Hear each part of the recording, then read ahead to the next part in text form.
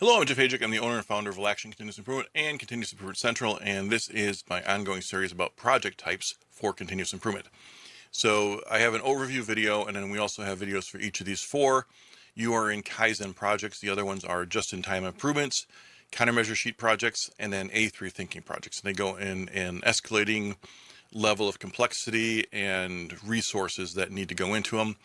So the Kaizen project is actually one of the projects that is very commonly associated with lean or with continuous improvement. So people think of Kaizen when they think lean is basically what happens. So what is a Kaizen project? So basically, a Kaizen project is a week-long event, generally speaking, that is focused. It has a team focused on a specific project area. So they may work on a production line or one station of production line or a specific aspect of a office or a shipping area or something like that. But it's very focused. It's the time required here. I put 30 to 90 days because there is a planning and a follow-up, but the actual project itself is 1 week. So the risk on this one is generally going to be a little bit more moderate because you do often have to shut things down and you're making pretty wholesale changes on a production area. If you get it wrong, you could disrupt production. So you want to make sure that you focus on that. The impact can be quite large though, because you are taking an area, and presumably the areas you're putting your Kaizen projects on are the ones that are going to have the biggest issues. So if you have an area that is a bottleneck or that's keeping you from growing or that is wasting resources, having quality problems, if it is something that's costing you a lot of money and you fix it, that problem goes away. Or if it opens up opportunities. So if you have one bottleneck that's keeping you from being able to grow and take care of more customers, if this one area can be fixed and improved and that lets you do more things, then you're making some big changes. So the idea here is it's a very focused team for a very focused time. The leadership has to work a little bit longer to make sure everything's all kind of covered and accounted for. But the nice thing about this is that the leadership has to have some pretty sophisticated Kaizen skills and Kaizen management. The team itself, often what you'll find is in that 1 week, the first day is training. So the leadership knows what general project or tools will be needed, and they have a general flow of the training that will go along with it. So they set up a training day, teach people on what you need to do to get there, and then Tuesday, Wednesday, Thursday, so Monday's training, Tuesday, Wednesday, Thursday are the project time where you're making all the changes. Tuesday you'll probably go out there and do time observations and process walks and all that sort of thing and get a really good understanding of the process. Wednesday, you'll be doing all of your kind of decision making and modeling and practicing and figuring out what it is you want to make changes on. And then generally it'll be like Thursday would be when you actually implement all those changes and do everything. So you do all your pre-work on Wednesday, get everything all ready to go. And Thursday you change everything over, do your training. And then Friday is a report out where you kind of present your gains. It's very important because the report out lets you share the gains that you made. And it's good to give some accolades to people, but it's also good because as people understand what you can accomplish with a Kaizen project like this, more people want it. So it creates demand. It creates a sense of accomplishment that gets people more motivated to do it again. So the report outs are pretty important. And a lot of times people think of them as just an add-on, but there is a purpose for them. So before I go any further, I'm going to scroll down to here for now. But I do want to talk about this. This whole thing here is a poster, and this is part of my passive learning program. I have 85 posters right now as of the time I'm posting this. I have something like 20 more that are ready to go get posted, so the posters are done.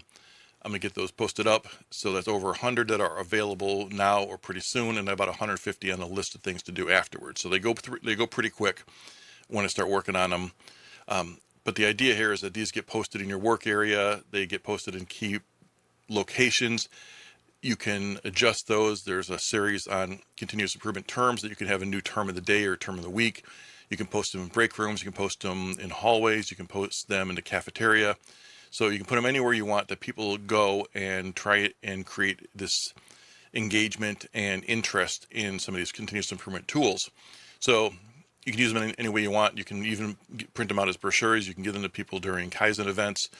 You have a lot of versatility with how you use this because they come with, you can download them and they come with a permanent corporate license that once you download them, you can use them throughout your organization for as long as you want. So that's my spiel there. The other thing I'll ask is likes and subscribes. Those really help me out. The likes help me get found, but it also lets me know that I'm on the right track with these posters and the videos that I'm making around them. And subscribes are good for you because they help you know when new stuff comes out, especially if you hit to click that notification button too. Okay, back to the regularly scheduled program here.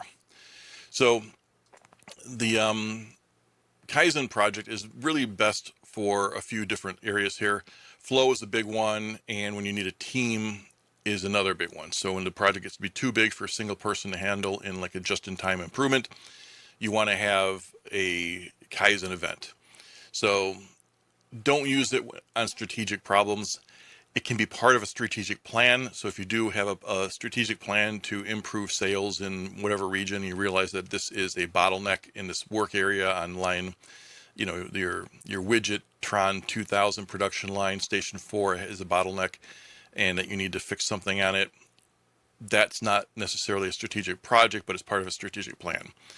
And don't do it when you're really confused on the reason for something. So sometimes you can see things pretty clearly, and you may not know exactly what the problem is, but you do know that it's not complicated, and you'll get this with experience.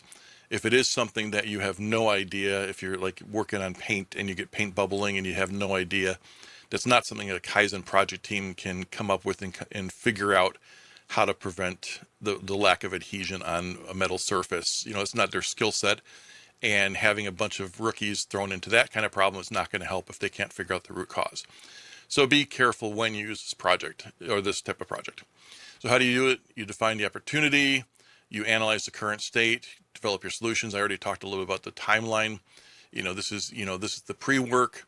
This is Monday's the training. This is like your Tuesday. This is your Wednesday. This is your Thursday, and then you're going to go through and do your report out and measure the results of the report out. Make sure you hit your gains, and then you're going to standardize and do your follow up. And that's why you go the 90 days is you're going to be doing audits at that point.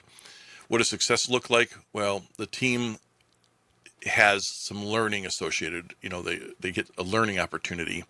So that is a big one. So the more people in your organization that get skills at being on Kaizen teams, there's going to be some people in your organization that have a lot of continuous improvement skills and some people don't have as much. When you put them together in a room and work together, it brings everybody up.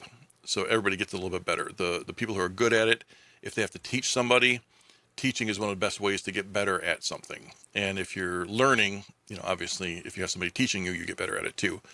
So Kaizen teams are great for team development. And then, of course, if you hit your targets, your work gets easier, steadier, better. Things are going good. So again, hit that like and subscribe button if this video is helpful to you. And I'm Jeff Hajic. Hope you have a great day. Thanks.